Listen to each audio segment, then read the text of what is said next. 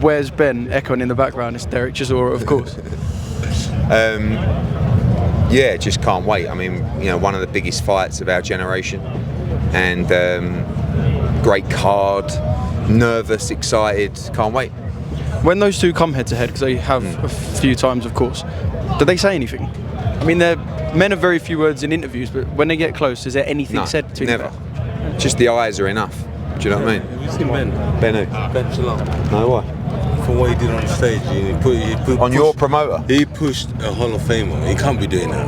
It's your promoter as well. Here's a question. Yeah. If he had done that to you, what would you have done? It's hard because you can't really nut him can you chin him on the stage there and then? Depends. For viewers, if it was my dad, I would have iced him out there and then, in a bad fashion. But it would be good for viewers. People would be tuning in. It's now. all good for viewers. Yeah, people would be tuning in to watch the fight because you guys. People would if that happened to my dad, people now would be tuning in to the hospital report, waiting to make sure he's okay.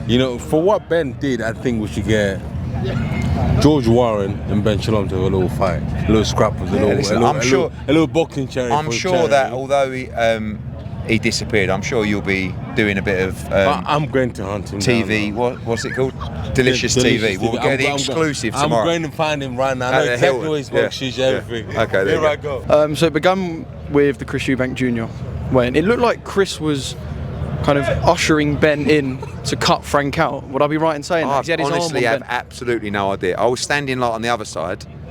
Listen, it's a very weird situation that normally when you're doing he wants to get the stomping ground in. Normally when you do a fight, like you're in the middle, yeah.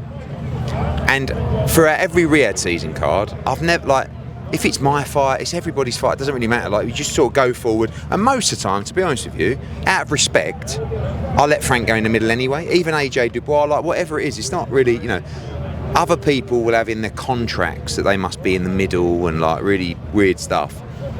And I think it was just a case of everyone sort of stepped forward and Ben just shoved Frank out of the way and dived in the middle to get, the picture.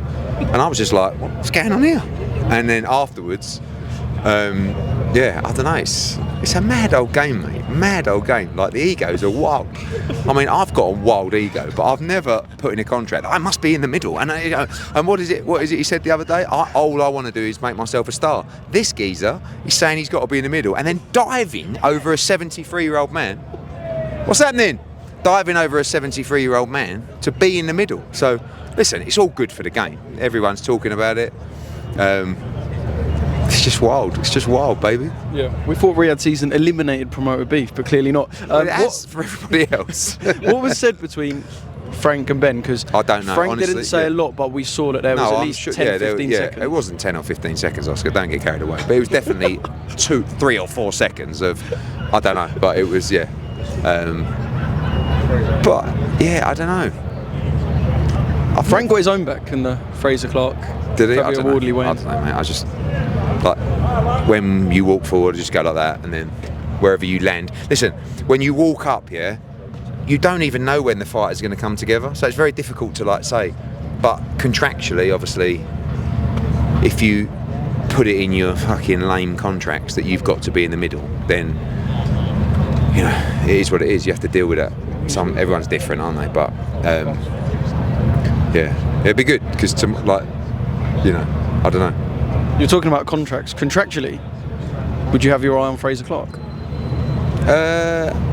Listen, everyone,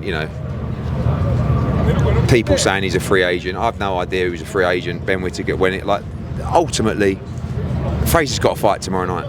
Do you know what I mean? If he doesn't win tomorrow night, his position changes. Obviously, if he does win tomorrow night, he's in an unbelievable position.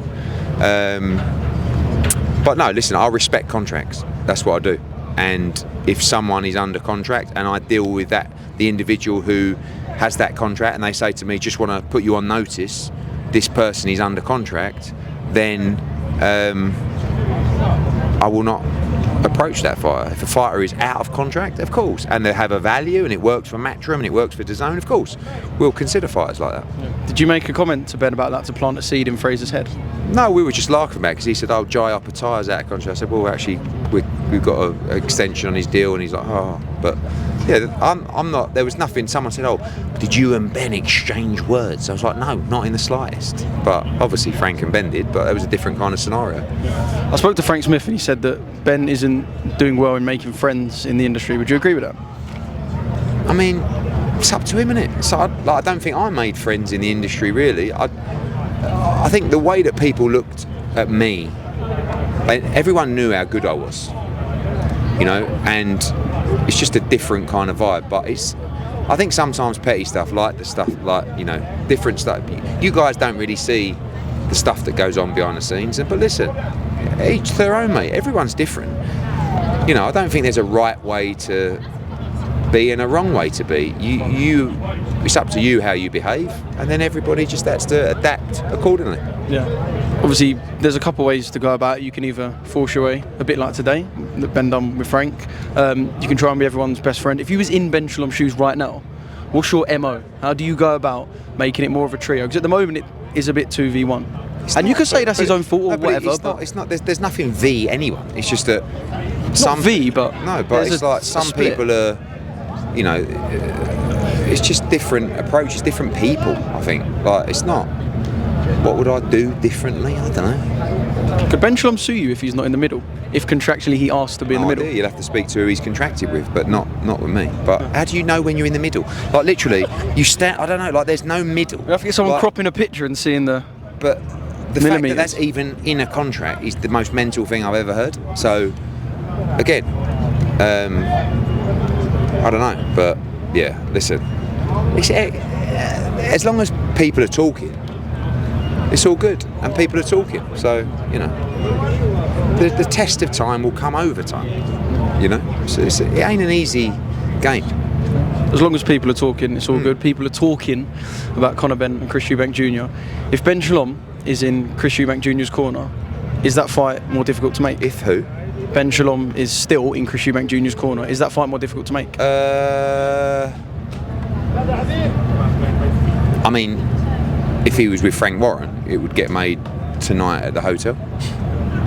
So, yeah, I guess the answer is yes. But it doesn't mean we can't make the fight. But I think we would probably... I don't know. I mean, all the conversations I've had with Eubank's team regarding that fight recently have been direct with Eubank's team.